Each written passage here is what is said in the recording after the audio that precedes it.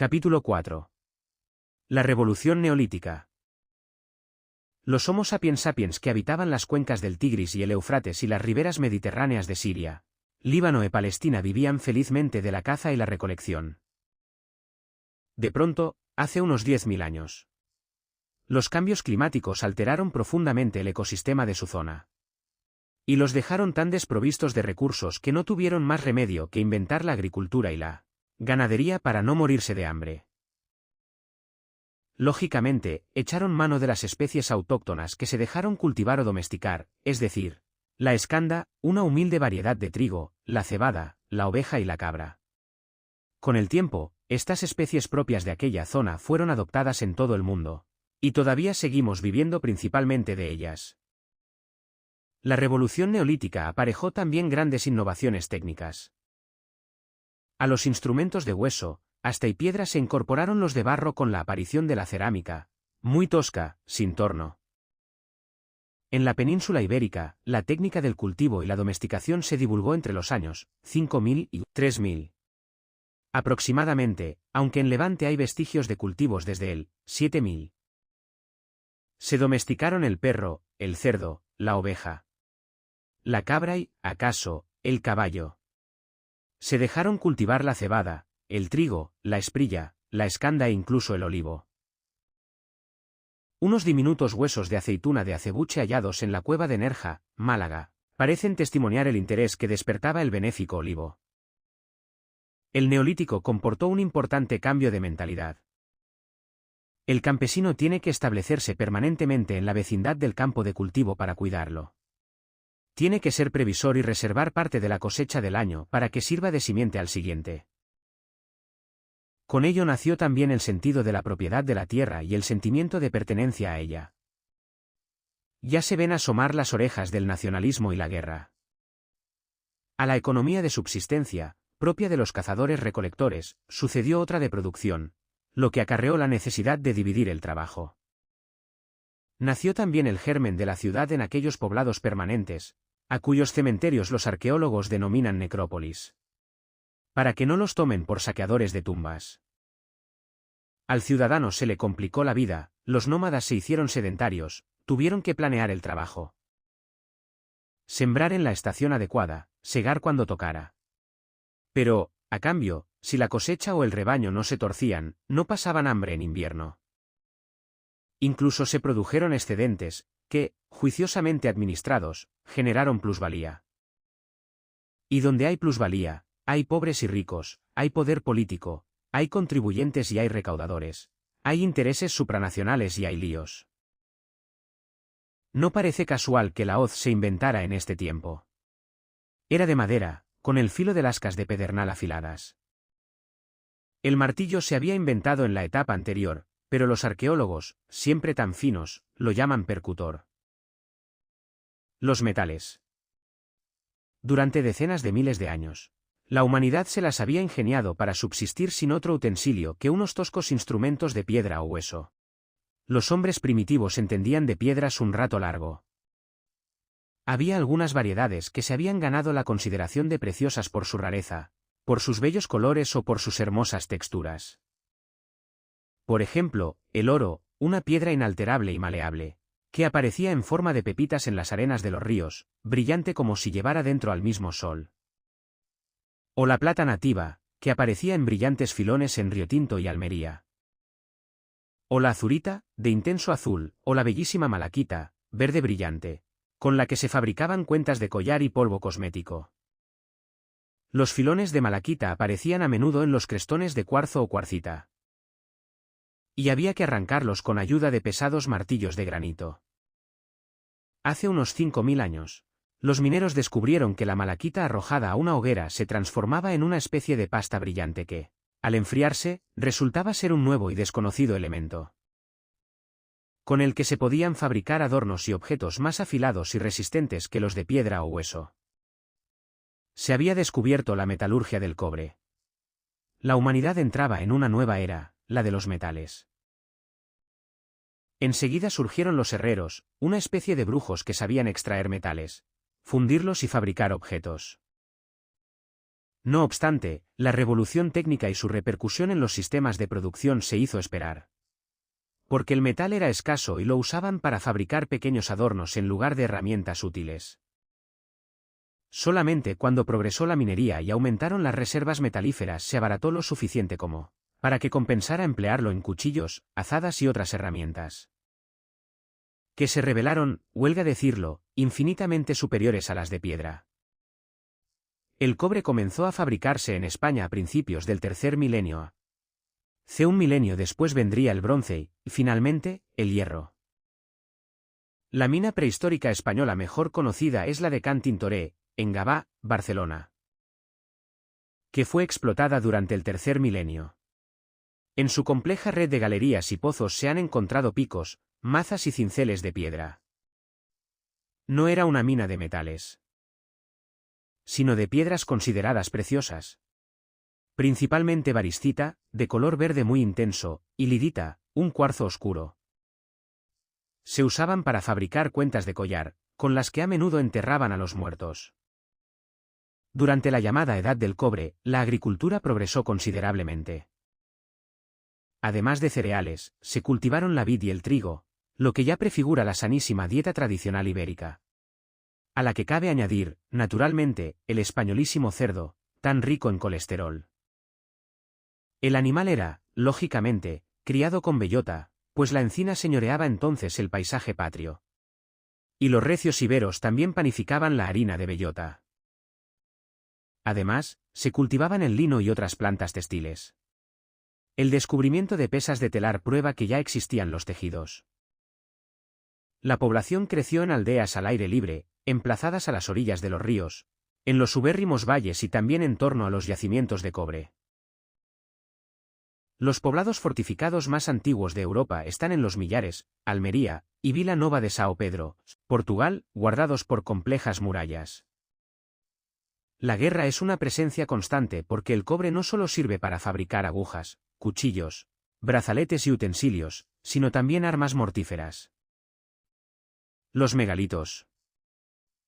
La vida en poblados favoreció la aparición de una sociedad más compleja.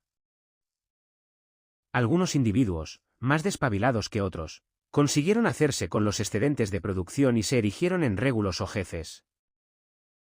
También los podríamos llamar caciques, o caudillos, o padrinos, incluso capós. Una sociedad que hasta entonces presentaba una clase única, la de los pobres, se fue diversificando en pobres y ricos, con los imaginables grados intermedios de riquillo y pobre composibles. Los verdaderamente ricos adquirieron armas y contrataron guardaespaldas, lo que los convirtió en más poderosos todavía frente a sus conciudadanos pobres. El pobre no tuvo más remedio que hacerse cliente de algún poderoso, es decir, obedecerlo y satisfacer su exigencia en diezmos o tributos a cambio de su protección. Con el tiempo, las fórmulas de clientela evolucionaron hasta llegar a la devotio ibérica, tan admirada por los autores grecolatinos. El guerrero contraía la obligación de suicidarse si su jefe perecía en combate. El régulo, que comienza de matón de barrio, cuando el tiempo y el dinero lo pulen, da en fundador de una monarquía hereditaria, convenientemente legitimada por el brujo o sacerdote de la tribu, el gran embaucador capaz de convencer a la comunidad de que la institución se funda en el derecho divino. La mitología nos transmite noticias de tres grandes reyes, Gárgoris, Abis y Gerión. Leemos en Justino, Slip, 3, 1 ss. En las serranías de los Tartesios, luego veremos que esto debe caer por Sierra Morena. Habitaban los curetes, cuyo antiquísimo rey Gárgoris inventó el uso de la miel. Avergonzado de la deshonra de su hija, que había parido un nieto ilegítimo, procuró suprimirlo. El niño se llamaba Abis. Su abuelo lo intentó todo para quitárselo de encima. Lo abandonó a la intemperie, lo dejó en un sendero pecuario para que lo pisara el ganado. Lo arrojó sucesivamente a perros hambrientos, a cerdos glotones y al mar. Todo en vano. El coriáceo mamoncete no solo sobrevivía a todos los peligros, sino que, además, era alimentado por los animales salvajes. Y, como no le hacía ascos a ninguna leche, ya fuera de loba, de cierva, de vaca, de perra o de cerda, se estaba criando con lustre envidiable. Al final, el abuelo se dio por vencido y, reconociendo la intervención de los dioses en la milagrosa supervivencia del niño, lo llamó a su lado y lo proclamó heredero. Avis creció en edad y sabiduría, y fue un héroe civilizador, que promulgó leyes y enseñó a uncir los bueyes y a sembrar en surco.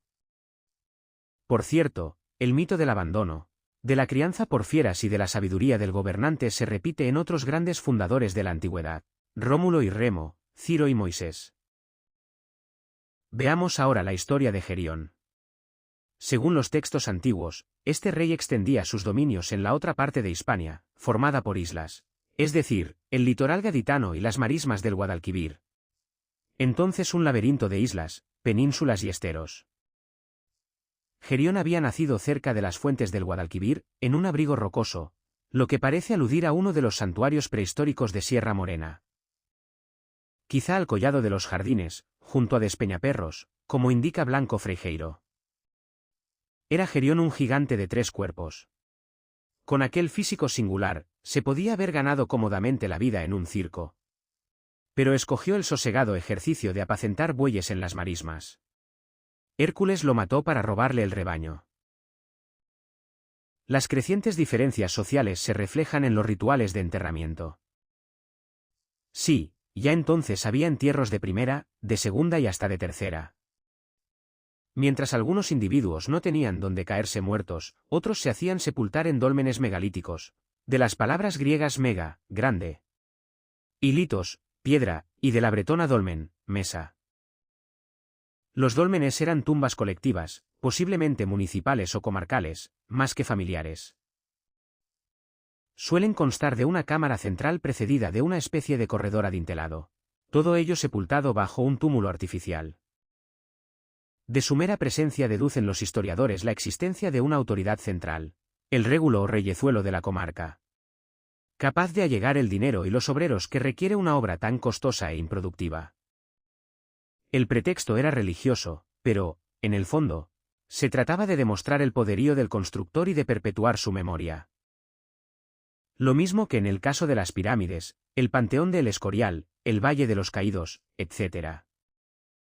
El más hermoso dolmen español es la Cueva de Menga, en Antequera, una gran nave formada por enormes losas de piedra caliza. En la parte más ancha, las piedras que componen el techo están sostenidas por 3 pilastras centrales. Cuando los estudiosos la descubrieron, en 1905, la cueva no contenía ya ningún enterramiento, pues hacía siglos que servía de vivienda. Su nombre actual, Menga, procede de una leprosa llamada Dominga, que fue uno de los últimos inquilinos. En la necrópolis de los Millares se han descubierto unas 70 tumbas megalíticas de corredor, cubiertas por sendos túmulos de tierra. En sus ajuares destacan numerosas plaquitas con la imagen del ídolo, lejano antecedente de las medallas que hoy acompañan a muchos creyentes en la vida y en la muerte. En este tercer milenio antes de nuestra era aparece también por el solar hispano el vaso campaniforme, es decir, la vasija en forma de campana, más bien de tulipán. Muy apta para beber cerveza, Blanco Freijeiro, cuyo origen, según algunos, es oriental. Su intensa difusión demuestra que ya había una cierta comunicación entre los hombres y los pueblos, no solo de España, sino también de Europa. La Edad del Bronce. En el segundo milenio AC, la península ibérica era un cajón desastre, en el que coexistían distintas comunidades, unas más adelantadas que otras. La gran novedad fue la aparición de un invento revolucionario, el bronce, un metal mucho más fuerte que el cobre. La fórmula secreta, fundir cobre y estaño en proporción de 1 a 9, se comenzó a difundir más o menos hacia el 1200. Primero por las costas del sur, más tarde por el centro y el norte. En las zonas ricas en metales, Almería, Jaén, el Algarve, surgieron potentes comunidades metalúrgicas. Y una floreciente industria de instrumentos, armas y joyas, porque también trabajaban la plata y el oro. El yacimiento de El Algar, en Almería, da la pauta del nuevo periodo. Muchos individuos se hacían sepultar con rico ajuar de puñales y armas. En esto, y en las rudimentarias murallas que rodean los poblados, se puede ver la importancia que adquirió la guerra en las sociedades metalúrgicas. Además, El poblado se construía en un cerro amesetado, de fácil defensa, bañado por un río que asegurara el suministro de agua y el riego para las huertas. Desde el cerro, se vigilaban las tierras de labor, las sementeras de cereal, los caminos y los pastizales. Los habitantes del poblado argárico vestían prendas de lana, de lino y de piel, y se adornaban con anillos, collares y brazaletes de cobre y plata, y, más raramente, de oro.